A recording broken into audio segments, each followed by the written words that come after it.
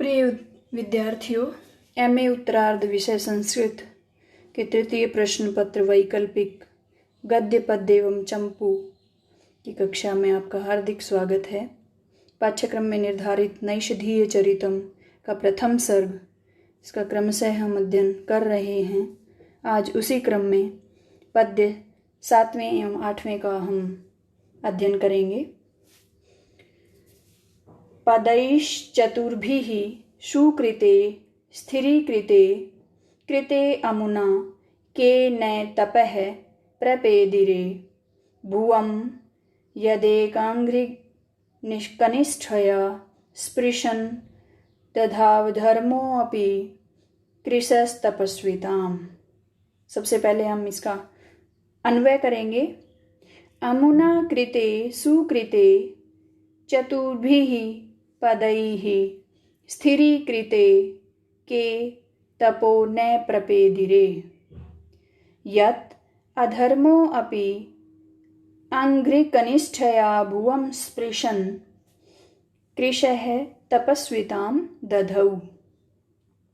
अब पदों के अनुसार इसका अर्थ।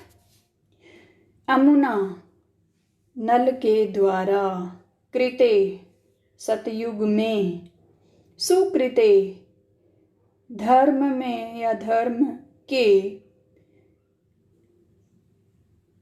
चतुर्भिः पदैः चार पदों के द्वारा, चार चरणों के द्वारा, कोष्ठक में हम लिखेंगे तपस्या, ज्ञान, यज्ञ एवं दान। इन चार पद चरणों से स्थिरीकृते स्थिर करने पर, के तपो न प्रपेदिरे किसने तपस्या नहीं की,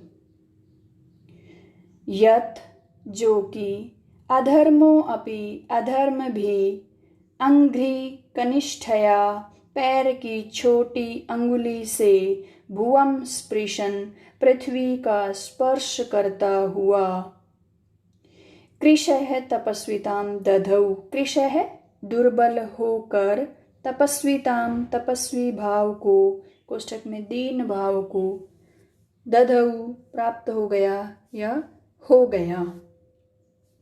एक साथ अनुवाद।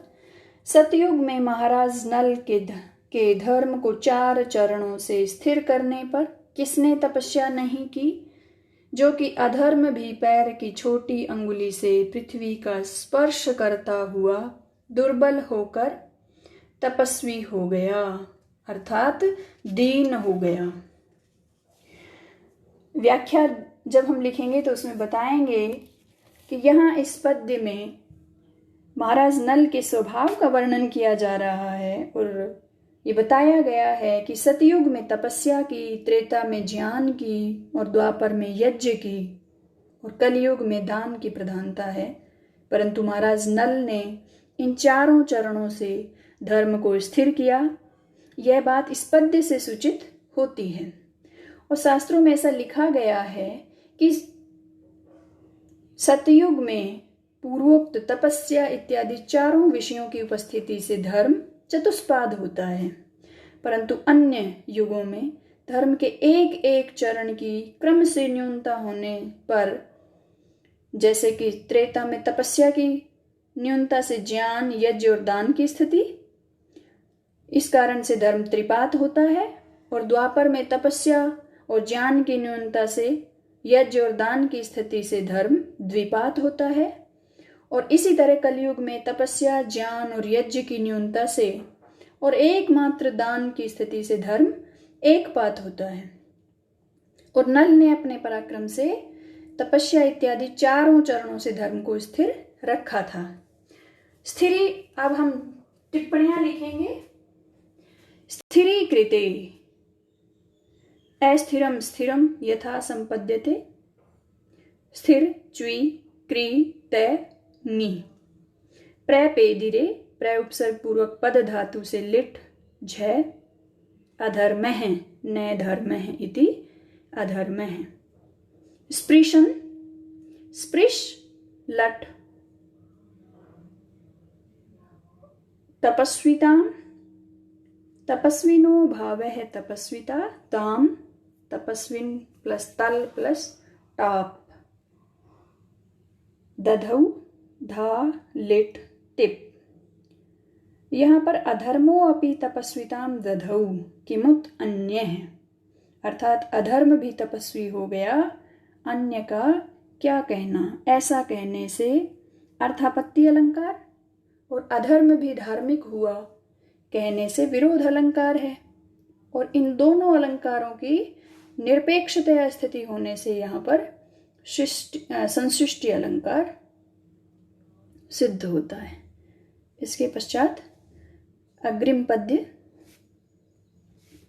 यदस्य यात्रासु बलोद्धतं रजः स्फुरत् प्रतापा अनल धूम मंजिम तदेव गत्वा पतितं सुधाम्बुधौ दधाति पंको भवदंकतां विधौ।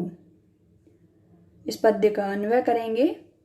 अस्य यात्रासु बलोद्धतं स्फुरत् प्रतापा अनल धूम मंजिम यत रजः तद एव गत्वा सुधाम्बुधौ पतितं, कोष्ठक में लिखेंगे अतएव पंको भवत सत विधौ अंकतां दधाति। अब अनुवाद पद के अनुसार। अस्य, अस्य कस्य, नलस्य, अर्थात इस नल की यात्रासु विजय यात्राओं में बलोद्धतम सेनाओं से उठी हुई स्फुरत प्रतापा अनल धूम मंजिम और जलते हुए प्रताप रूप अग्नि के समान मनोहर यत रजः जो धूली है तत् एव वह ही गत्वा जाकर के सुधाम्बुधौ क्षीर समुद्र में पतितम गिर पड़ी।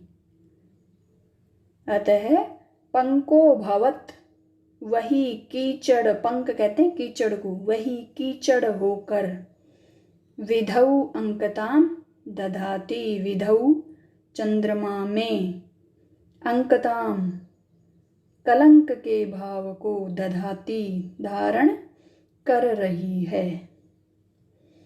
एक साथ अर्थ।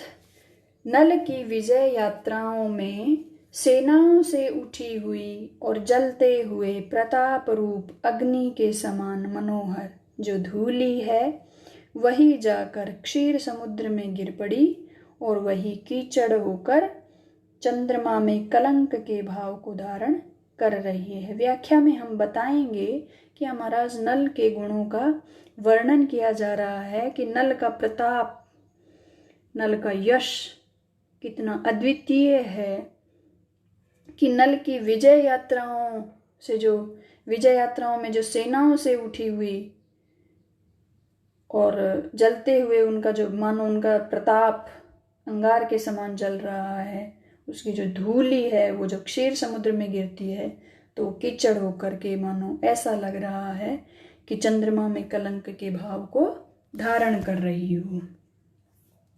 टिप्पणियों में हम बताएंगे बलोद्धतम बलैहि उद्धतम, तृतीया तत्पुरुष, स्फुरत प्रताप अनल धूम मंजिम, प्रताप है एव अनल है और मयूर व्यंसकादय है, इससे रूपक समास, स्फुरम च असौ प्रताप अनल है, कर्मधारय तस्य धूम है।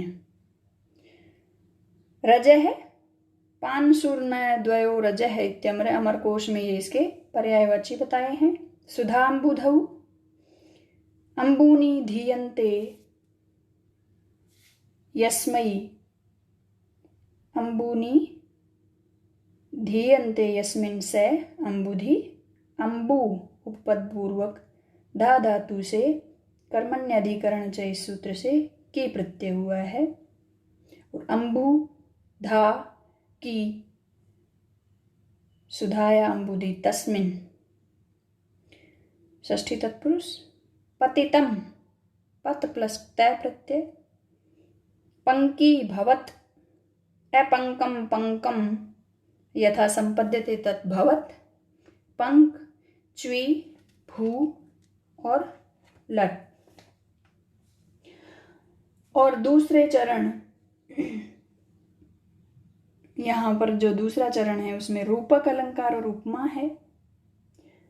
और धूली समुद्र में पड़कर कीचड़ होती हुई चंद्रमा में कलंक रूप को धारण करती है।